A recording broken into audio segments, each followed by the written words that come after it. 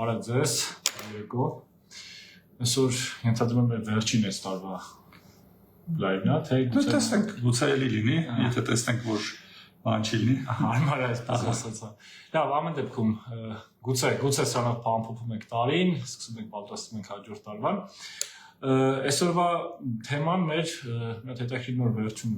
վերջերս քննարկման արդյունքում այս թեմային եկանք։ Լավ, գանք վերջից։ Ազգային բրենդ ստեղծելու մասին է, բայց այդ ազգային բրենդը ինքնին նպատակ չի, դա միջոց է, ինչի միջոց է։ Տեսեք, Հայաստանը, հայ ազգը այն եզակի ազգերից է, ովքեր հենց բուն պետությունում ապրում են ավելի քիչ մարդիկ, քան արտերկրում։ Իսկ եթե մենք տարբեր հաշվարկներով ասում ենք աշխարհում գոյություն ունի 10 միլիոն հայ, փաստացի Հայաստանի ամբողջությամբ ապրում է 2.5-3 միլիոն տարբեր հաշվարկներով, ու դուրս է գալիս, որ ազգի 70%-ը ինչ-որ կոպիտ է, բայց գաղթական է։ Ամեն դեպքում ապրում են օտար պետության մեջ, մասը ինտեգրված է, մասը ինտեգրված չի։ Սարոյանի եղբայրներն որ ասում են գաղթականի հոգի ունեցել, գաղթականի հոգի։ Փաստացի ինչ է դուրս գալիս, որ իրենք բնակվում են այլ պետության տարածքում, մի մասը իրենցից հաջող ինտեգրվել է, սովորել է զուտ, ձեռքի բերել մասնագիտություն, մի մասը տենց էլ չի կարողացել ու մնացել է այսպես ասած միջակայքում, ոչ ինտեգրվել են տվյալ պետության քաղաքացի են դարել քաղաքականապես պայմանական ֆրանսիացի, ամերիկացի, ռուս, լիբանանցի եւ այլն, ոչ էլ ամբողջությամբ, չասեմ հայ են, բայց ամեն դեպքում հայերն ովքեր բնակվում են արտերկրում, որոշակի այդ իրենց սահմանափակումներով։ Հիմա այսպես ասած մեր լավ ընկերներից Նարեկը այդ միտքը ուներ, որ ինքը ասում էր, որ այսպես ասած ցեղասպանության հետևանքների վերացման նպատակով պետք է որ Հայաստանը ունի մեծ հայրենադարձություն։ Այսինքն այդ ցեղասպանության հետևանքով աշխարհասփյուր հայերը պետք է վերադառնան Հայաստան։ Այդ հայերը Հայաստան կարող են վերադառնալ երկու պայմանների առկայության դեպքում։ Առաջինը մի քիչ ավելի պարզ է, դա սոցիալ-տնտեսական իրավիճակն է, որովհետև նույն 90-ականից հետո արտագաղթածների մեծ մասը գնում էին հենց սոցիալ-տնտեսական պատճառներով, ու երկրորդը գաղափարական կոմպոնենտն է։ Այստեղ այս գաղափարական կոմպոնենտի հենց հիմնական բաղադրիչը դա ազգային բրենդ ունենալն է։ Այսինքն, եթե մի քիչ փորձենք պրիմիտիվացնել, մարդ պետքա հպարտ լինի, ինքը իրան լավ զգա հայ լինելու համար։ Ու ցանկացած տեղ։ Հա, աշխարհի ցանկացած դայրում, որովհետև մենակ Հայաստանով չի սահմանափակվում ու մենակ կենացներով չի սահմանափակվում, աշխարհում ապրող ցանկացած հայ պետքա ինչ կարող են անել, որ ինքը հայը հպարտանա, որ ինքը հայ է։ Ու այդ հայ լինելը ոչ թե մեծամտության, պորոտախոսության, որովհետև մյուս ծայրահեղությունը կա, որովհետև եթե խոսում ենք Հերման Հեսեն մի հատ բան հայերին վերաբերող մի հատ գործ ունի, որտեղ որ ձեռը առնում, որ ասում է մարդը եկել էր ինձ ինչ-որ անուններ էր տալի հպարտանում է, որ ես էս ունեմ, ինքը դատարկ, ոչ թե դատարկ խոսացող մարդ լինի, այլ իրականության զգացողությունը չկորցրած մարդ, որը որ հպարտանա իր հայ լինելով։ Ու եթե հետաքրքիր մի հատ բան նկատեցինք, որ խոսում էինք, որ շատ տարբեր է հայի ընկալումը բազմաթիվ ազգերի մոտ, օրինակ Վրաստանում հայ ընկալումը լրիվ տարբեր է, երկու հարևան երկիր, ես չեմ ուզում Թուրքիա ու Ադրբեջան ասել, հիմա երկու հարևան երկիր, մեկը Վրաստանն է, մյուսը Իրանն է, ինքը լրիվ տարբերում է, Իրանում հայերին ընկալում են որպես ազնիվ, աշխատասեր, ինչ ասեմ, պարտադրանաշնստահելի մարդիկ, հիմա Վրաստանում հակառակը մարդիկ փորձում են խափեփա ու փորձում են իրենց ազգանունները փոխել։ Հիմա կարող է մտածեն, որ նենց է եղել, որ տվյալ պետության քաղաքականությունն է թելադրել, որ տենց լինի, որովհետև Իրանում խնդիրը դրված է եղել, որ ցույց տա, որ ինքը կրոնապետություն լինելով այլ հավատների հարգանքով եւ հանդուրժողականությամբ դրա համար ինքը առանձնացրել է հայերին այդ կերպարը, որ աշխարհին ներկայանա որպես հանդուրժող երկիր, իսկ նույն Վրաստանում իրենք հնարավոր է որ վտանգ են տեսել, որ քանի որ դարերով հայերը առավելություն են ունեցել, ասիմիլացնելու դրա համար այդ կերպարն է ստեղծվել։ Եթե մենք վերադառնանք ավելի մեծ տերությունների, մի քիչ ավելի նույն ձևի հիմա կարող ենք փոխենք Մերձավոր Արևելքում, օրինակ Մերձավոր Արևելքում եւ Լատինական Ամերիկայում հայերը լրիվ դրական կերպարով են ներկայանում որպես հայկական բրենդը, իսկ նույն ձևի Ռուսաստանում էլի հայերին գցող, խափող նույն ձև կերպար են ստեղծվել, նույն ձևի ավելի շատ կամիդին այդ կլոնի կերպարը, որին նպաստել է նաև այդ նույն կավենները, նույն նաշարաշաները, նույն ձևի այդ բրատ դվայում, որ նայում ես այդ ֆիլմում, այդ հայերին, այդ գողցող, քցող կերպարն է։ Ու հետաքրքիր է, որ այս վերջերս եթե տեղափոխվենք ԱՄՆ անորա ֆիլմը, որ եղավ, ճիշտ է, մեր հայերը հիացած էին անորա ֆիլմով, բայց իրականում հայի կերպար նույն ամերիկյան Ամերիկայի հետ կապված ներկայացվում է էլի նույն ձևի խեղճապատի օլիգարխի ախրանայի կերպար, որը որ դա էլ է բրենդի ստեղծում։ Արդյոք մենք որևէ բան կարանք անենք այդ կոտրելու այդ այսինքն պետության կալումը, որովհետև տարբեր երկրներ իրենք իրենց քաղաքականությունը վարում են, եւ Ռուսաստանը, եւ ԱՄՆ-ն, եւ Եվրոպան, եւ Թուրքիան, եւ նույն Ադրբեջանը, բայց արդյոք մենք մեր խնդիր ունենք լուծելու մեր պետությունը, մենք մեր անելիքը ունենք, որ մենք կարողանանք այնպես անել, որ հայերի կերպարը մի հատ նենց հայկական բրենդ լինի, որ ամբողջ աշխարհում ընկալելի լինի դրական լույսի ներքո։ Իրականում չգիտեմ հնարավոր ամբողջ աշխարհում դրական լինի թե չէ, բայց այն որ որակապես հնարավոր է բարձրացնել ու այդ դրա կարիք կա, անհրաժեշտությունը կա, դա միանշանակ մի փոքր հետ վերադառնանք քո ասածների մասով։ Տես օրինակ նույն անորա ֆիլմը, նույն Կաբենը, Նաշարաշն, Խամիձի կլաբը, իրականում անհատապես այդ մարդիկ բավական մեծ հաջողության են հասել։ Միանշանակ իրանք տաղանդավոր դերասաններ են ու եթե ասենք որ հայ մարդիկ դերասաններ կարող են ասենք Երևանից հասնեն Հոլիվուդ ու անհատապես որևէ քիչ չկա։ Այո, դա մեծ հաջողություն է։ Ուրիշ բան, որ եթե մենք հասկանում ենք, որ սա ինչ-որ մեծ ավելի պրոյեկտի մաս է, որը ոչ այնքան ուղղված է հայերի դեմ, բայց ուղղակի մենք այդ, այսպես ասած, գործիք է կամ ինչ-որ մասնիկ ենք այդ puzzle-ի։ Բայց արդյոք պատահականությունը քո համար, որ ամբողջ հիմա սովետական ընթացքում ենթադրենք Լեոնիդ Ենգիբարովներ, նույն Եվգենի Պետրոսյանն էր, նույն ձևի Գարիկ Մարտիրոսյան, նույն ձևի Միշա Գալուստյան, հումորային, այսինքն դերցերն, այսինքն ինքը ու արդյոք այդ դերն է մեզ բաներ, այսինքն եթե դու հրապարակայնորեն դու վերցնում ես այդ կերպարը, արդյոք իրականում, բայց մենք դրա կողքին նույն ձևի ունենք հարյուրավոր գիտնականներ, հազարավոր, բայց նույն սովետական միության դիտակետից, որ իրանք տենց են, իրանք չեն ճանաչում, նույն հիմա նույն Միկոյան չեն ճանաչում, նույն եթե դու Ռուսաստանում ես որ ասես հայ առաջին ասոցիացիա չեն ճանաչում, ձևի Կամեդի կլաբի հետ Դովլաթով չեն ճանաչում, այսինքն հարյուրը նույն Լավրով չեն բանանում, այսինքն ինքը վատ լավ եթե ասես մարդը ինքը դիվանագետը նույն Միշուստի չէ, նույն Պրիմակովա, նույն հայկական արմատներով, օրինակ այն մարդիկ որ հրեական ծագում ունեն, կես հրեա են, իրանք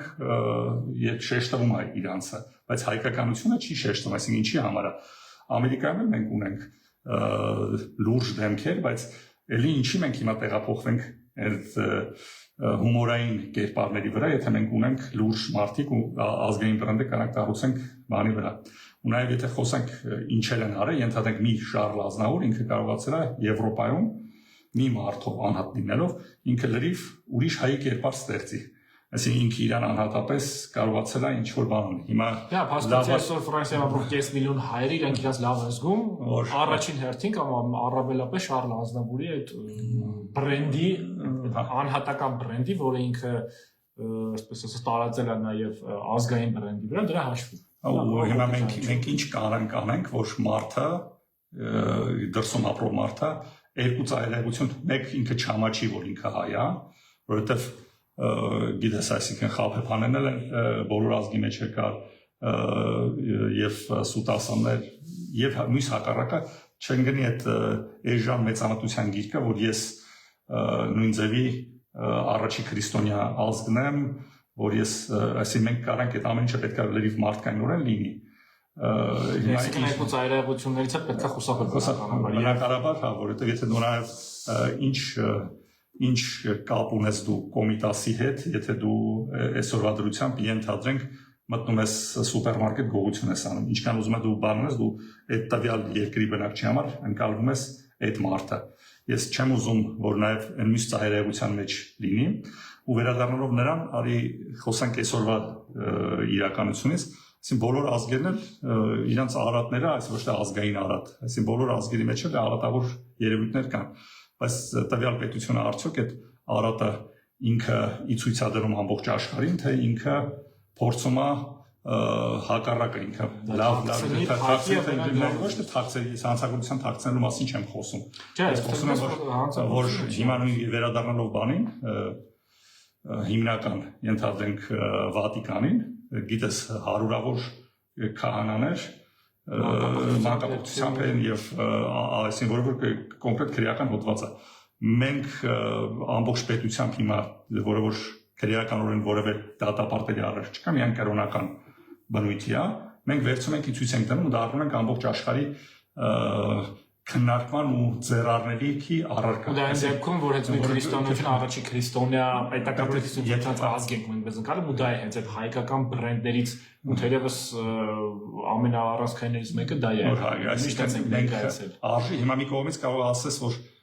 ավելավա ցույց տանք մենք մեր արարատները դրանով, բայց մենք դրանով արարատ ցույց չենք տալի, դրանով մենք խայտարակ ենք կրնում ու նույն ձևի Արգենտինայում կամ Ուրուգվայում ապրող հայ ինքը ամոթ ազգում, որ սենց էժան ձևի կարող է ներկայացվի հայկական եկեղեցին։ Դու մեծ հաշվով դա կարող է նաև ազդեցնել նույն հենց այդ տվյալ գաղութներում, այսպես նույն Արգենտինայում, Ուրուգվայում կամ մեկ այլ տեղ եկեղեցի գնալու, իսկ դա նաև ենթադրում է համայնքի հետ մոտենալու ու կատարվելու, այսինքն նույն այսինքն որևէ մեկը կուզի վերադառնալ Հայաստան, եթե վերադառնանք նախորդ բան, եթե իմանալով որ եկեղեցի որ եկեղեցի չի ու բանը, գիտի որ վախանալի է, այսինքն ու անընդհատ այդ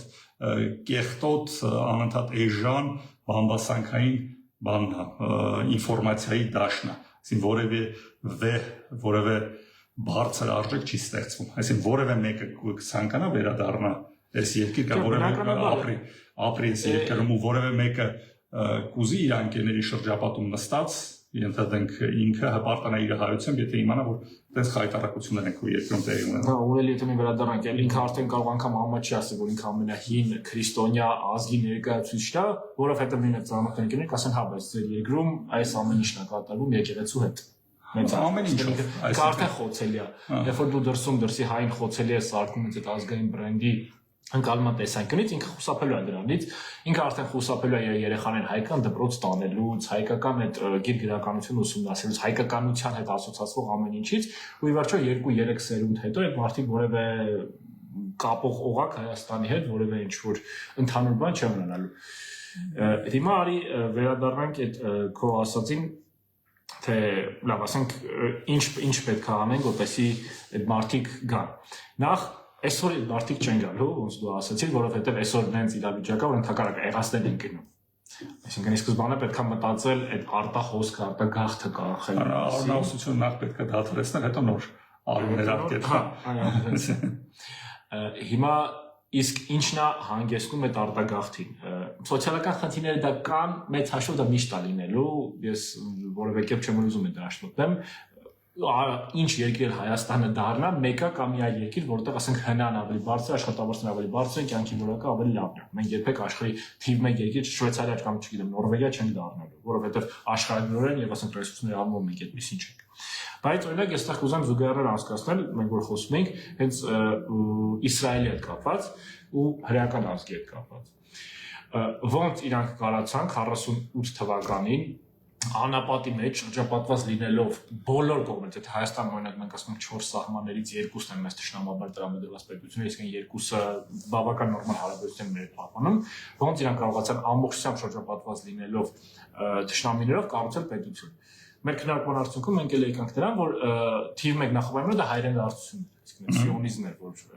հրեաների մոտ կար, որը իրանք հարյուրամյակներով այդ գաղափարը կրում էին իրենց մեջ, ու ի վերջո հասան դրան։ Բայց նաև իրանք բան ստեղծեցին, իրենք ազգային բան ստեղծեցին, նաև հետին թվով իրենք դա ստեղծեցին,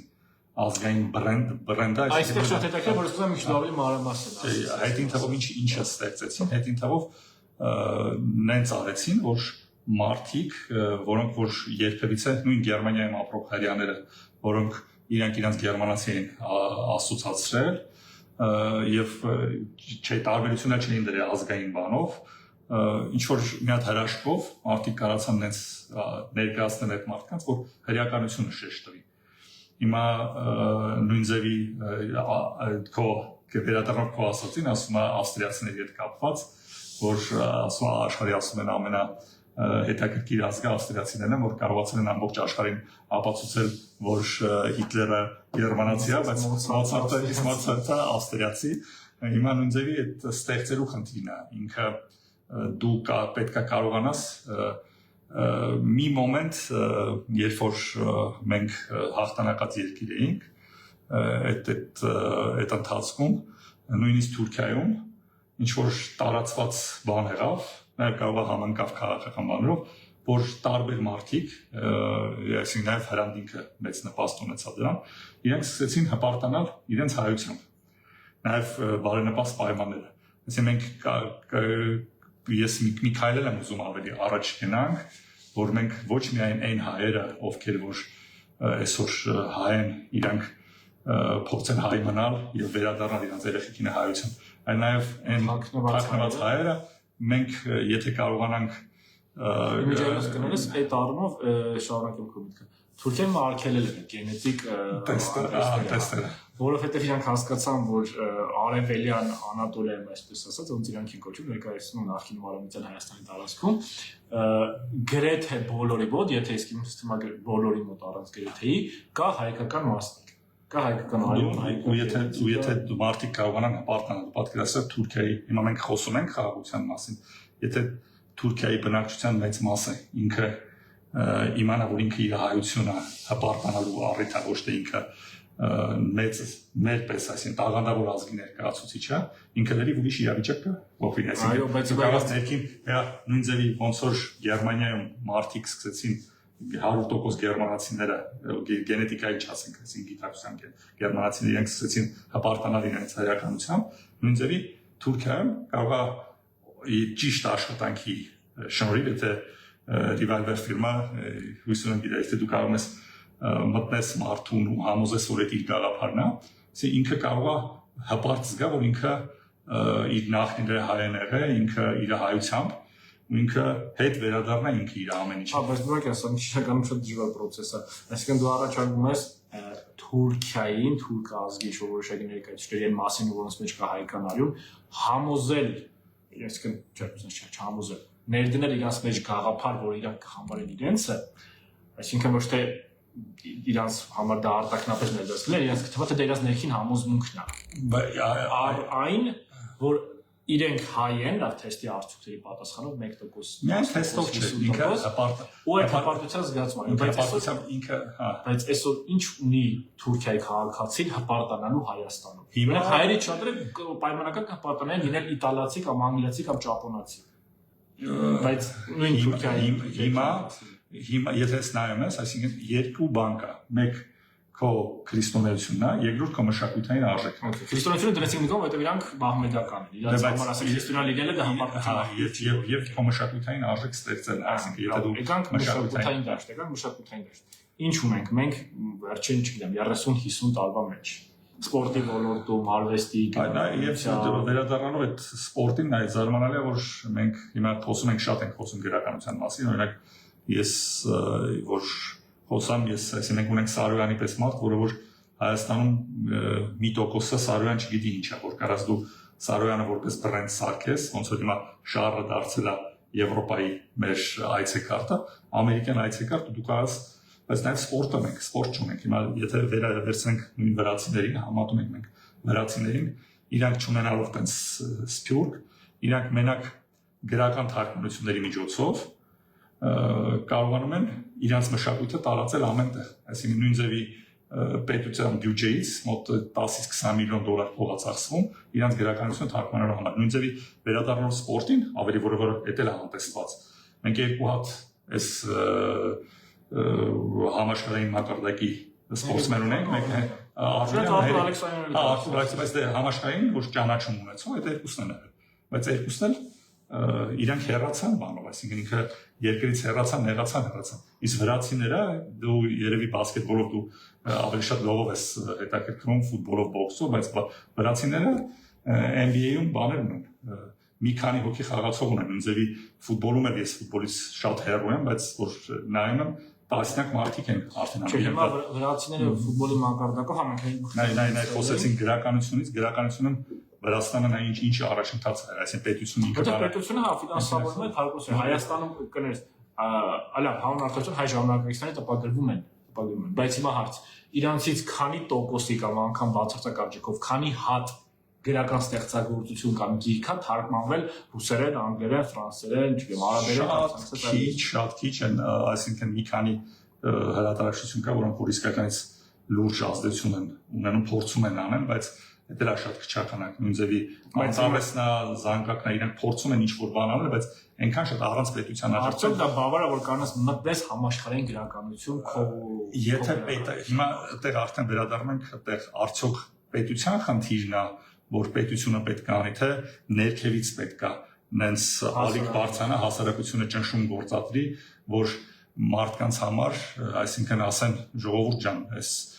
ենթադրենք անորայի հետ կապված այդքան մի ռեկլամ արեք որ հետո դա խայտա կավենում որ գալիս են աճուրներ են ստանում հատակը լավ են բայց որ հայի ինքնությունն են ոչնչացնում այսինքն դա խայտարակությունը ամոթ է ոչ թե որպես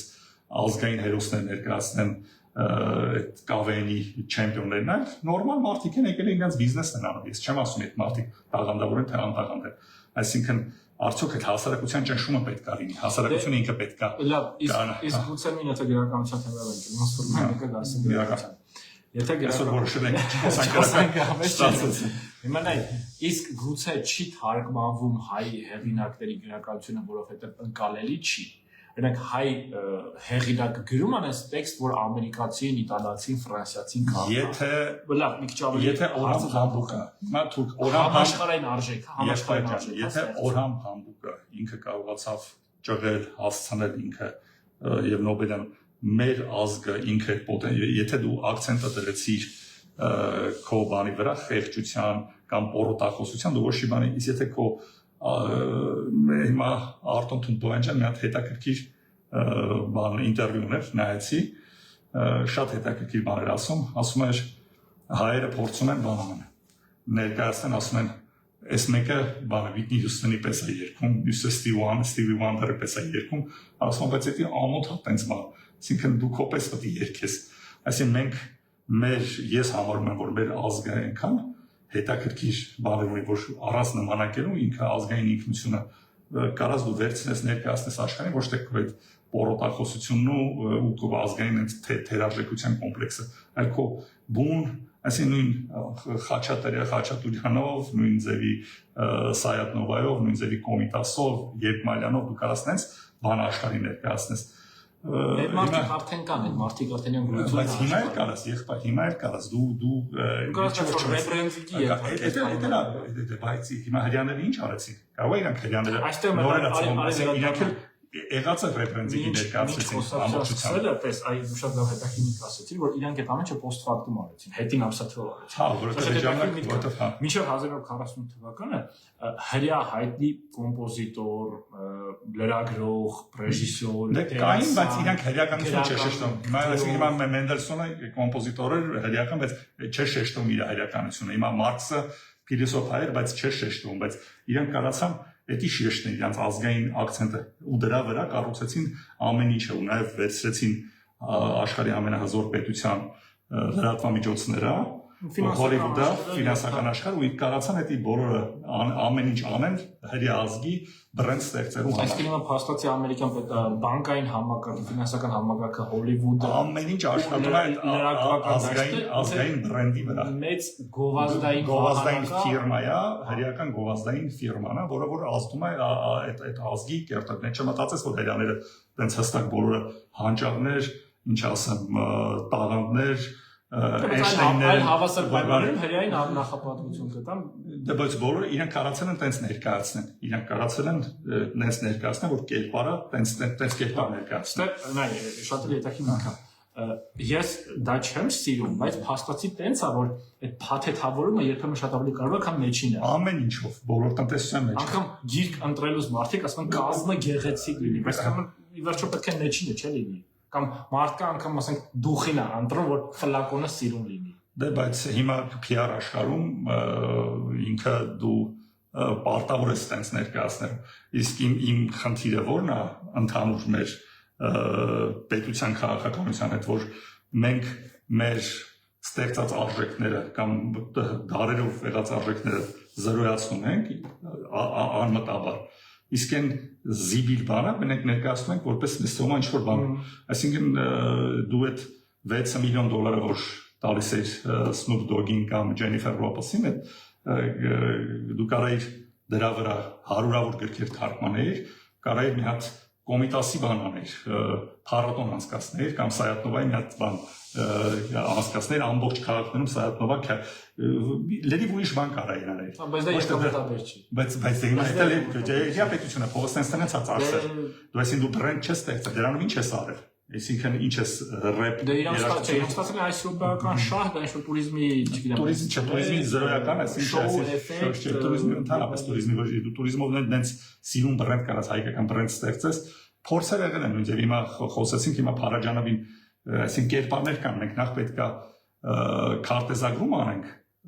երկրի ներսում թե ովքեր են այդ մարդիկ, ովքեր որ ստեղծել են մեր ազգային ամեն ինչը։ Հետո գտել են իրական խմբերին, ովքեր են իրենց այդ արվեստը նաև փորձել ուզում են տեսնել, ոչ թե